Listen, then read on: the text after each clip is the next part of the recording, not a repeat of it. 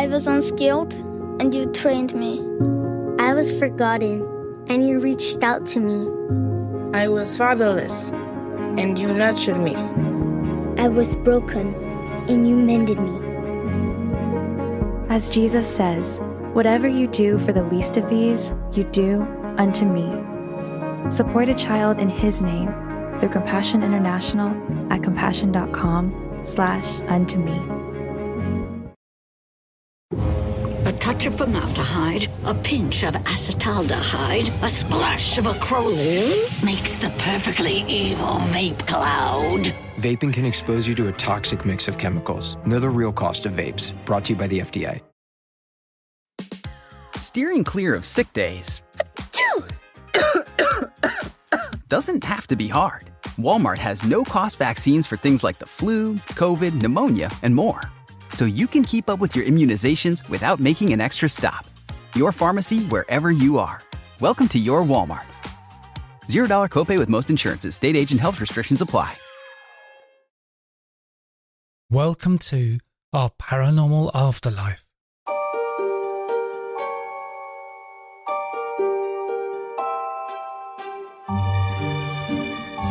This is episode 154 of Paranormal Stories. This episode I'm reading from Samantha Faye's book, Heavenly Alliance. Call on your spirit guides, ancestors and angels to manifest the life you want. When I have guests on my podcasts, I read their books to work out questions for the episodes. And when reading these books, I always find such amazing information that never makes it into the podcast. And here, I get a chance to give you a peek into the book. I have put a link to the book in the show notes, and I did seek permission to record this extract, and the author kindly said yes. So I'm going to read from a section titled Mapping Your Soul Plan, and this is what Samantha has written. Each of us comes into this life with a specific set of goals we're here to accomplish, lessons we need to learn and teach, challenges we must overcome to grow in strength and love, and karma that needs to be healed and resolved. And before we're born, we meet with our team of allies to map out the plan by which we will lead our lives. Picture a conference table surrounded by people who truly know and love you. Now visualize a screen on which a media presentation of your prior lives is projected. As you look through your past incarnations and make notes of your accomplishments and, more importantly, areas where you failed to meet your goals, your team helps you craft your soul plan. Through these meetings, you and your team identify the lessons you must learn, the challenges and opportunities you will encounter, and the purpose you are meant to fulfill. Each of us comes into this life with a specific set of goals we're here to accomplish, lessons we need to learn and teach, challenges we must overcome to grow in strength and love, and karma that needs to be healed and resolved. The next step in creating your soul plan is to choose your family. You will choose your parents and carefully coordinate the circumstances in which you will be raised. This is the foundation of the curriculum you will follow in the school of life. You may choose wonderful parents to help support you on your journey, or you may select parents who are incapable of affection to help you learn self-love. Then you must determine what you want to teach others during your life on earth.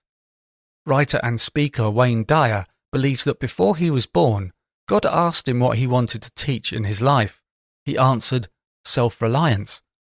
To which God responded, then we'll have to give you a father who will abandon you and be such a bad father figure that you will be forced to learn self-reliance yourself. Only then can you teach it. And in fact, Dyer was passed from one abusive father to another.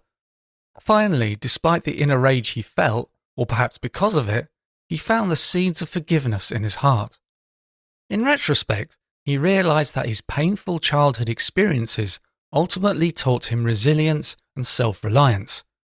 When you examine the family you were born into from this perspective, you begin to see the beautiful and sometimes painful lessons that your soul is meant to learn.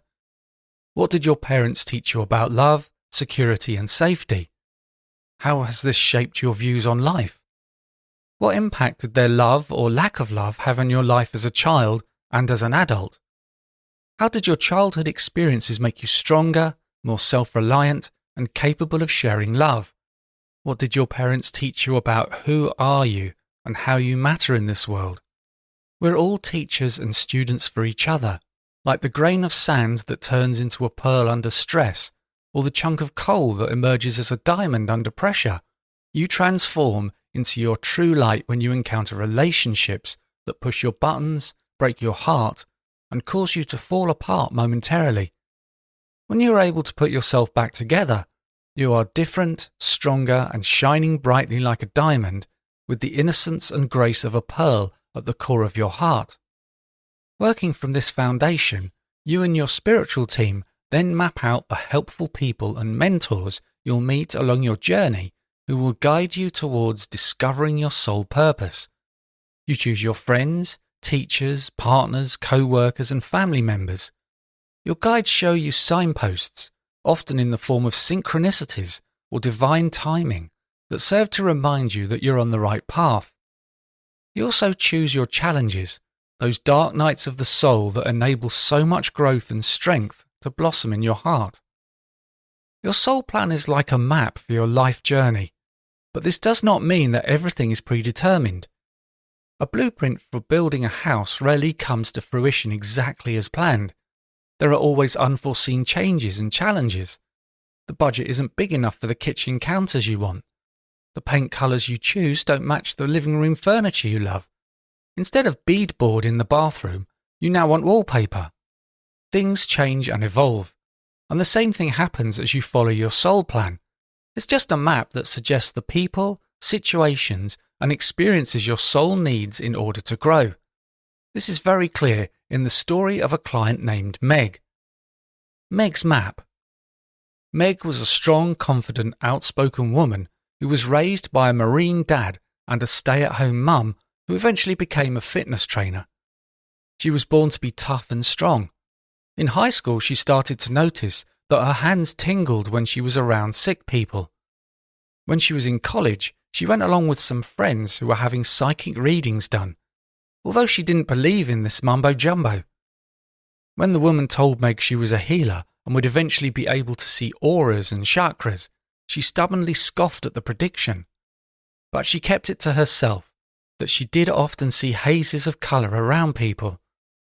She often didn't tell anyone that she carried a jade crystal in her pocket wherever she went, because she felt it gave her good luck. Meg was holding on to her identity as a tough, strong, no-nonsense woman. When she became a nurse, Meg earned a reputation for accurate diagnosis and often had to use her strong personality to battle with doctors who knew better. Once, when she was changing her dressing, she felt what she called her second set of hands sinking into the patient's abdomen. She sensed a blockage there and saw a glowing orange circle right next to it. She didn't know at the time that what she was seeing and sensing was the sacral chakra. When she asked the doctor to do another scan of the patient's abdomen, she was shocked when it showed that a piece of surgical swabbing had been left there. That's why the patient wasn't healing as quickly as expected. Still, throughout her life, Meg ignored all these signs and kept stubbornly pushing through her days at the hospital. An ugly divorce and a bout with depression led her to pursue meditation. This quiet reflection gave her the determination to study the chakras, the human aura, and other healing modalities. Shortly after her 60th birthday, she retired from nursing and now works as a healer. She believes it's what she was meant to do all along, and often criticizes herself for refusing to see the signs she received throughout her life. She may be right. It may well be that it was in her soul plan to be an intuitive healer right from the start. But that's the thing with soul plans. They eventually lead you to where you need to be. If you take the scenic route, that's okay. If you choose the road with potholes, traffic, and construction delays, that's okay too. And Meg might be wrong. It may be that it was part of her soul plan all along to be a nurse, to meet her first husband, and to use these experiences to learn that the true strength comes from accepting yourself exactly as you are. If soul plans are like maps, then it's important to remember that landscapes can change. So go easy on yourself. There's always room for change, growth, and improvement. Test days. Once your soul plan is complete and you get to this school of earth, you exist here under the law of free will. This means that you have the right to accept or reject the help your allies give you and to alter those plans. Remember, life is a school, and in school you are always tested to determine how much you have learned. That's how you evolve and grow. Think back to when you were in school sitting at your cramped, tiny desk hunched over a test, with the sound of a slowly ticking clock heightening your anxiety as you tried to remember that quadratic equation you learned in algebra class. If you raised your hand and asked the teacher to refresh your memory, she wouldn't do it. That's what the test is for, to see if you learned it on your own. And this is how it works with your team of allies as well. But this is where many start to lose faith in their teams. You have to learn to recognize which moments in your life are test days, because it is during these challenging times, when you feel you need your team the most, that they must be silent. If your teacher had reminded you what the answer was, you might have passed the test, but what would you have learned? Nothing. So today I was reading from Samantha Fay's book, Heavenly Alliance. Call on your spirit guides, ancestors and angels to manifest the life you want. And if you want to buy the book, there is info and a link in the show notes. A great way to support the podcast is to sign up on Patreon. On the Our Paranormal Afterlife Patreon, when you sign up for $6 a month, you get an extended episode every week. For $3 a month, you get an extended episode every month. And if you want to give the extended episodes a try, there is a 7-day free trial. Just go to patreon.com/Our Paranormal Afterlife, or click on the button on my homepage at pastliveshypnosis.co.uk. And just so you know, if you're a patron, you get a 25% discount when you book a past life regression session with me.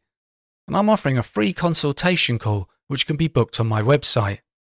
And if you enjoy the podcast, please leave a review and be sure to subscribe on Apple Podcasts, Spotify, or via your favourite podcast app to make sure that you don't miss out on any episodes. And thanks for listening.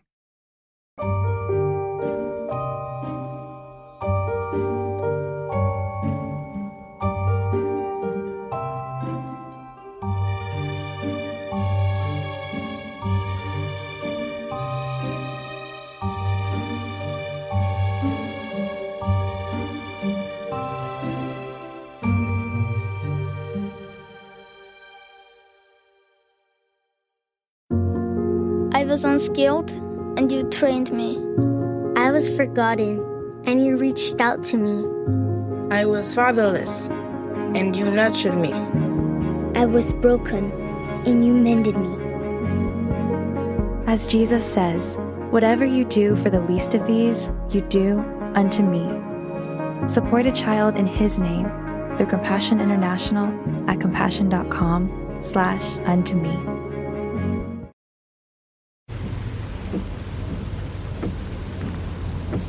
This is the sound of your ride home with Dad after he caught you vaping.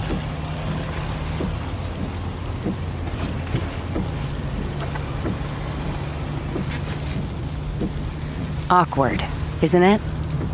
Most vapes contain seriously addictive levels of nicotine and disappointment.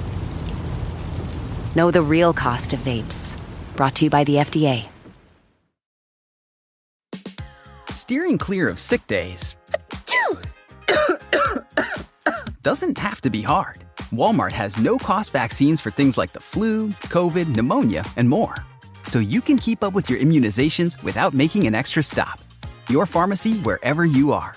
Welcome to your Walmart. $0 copay with most insurances. State agent health restrictions apply.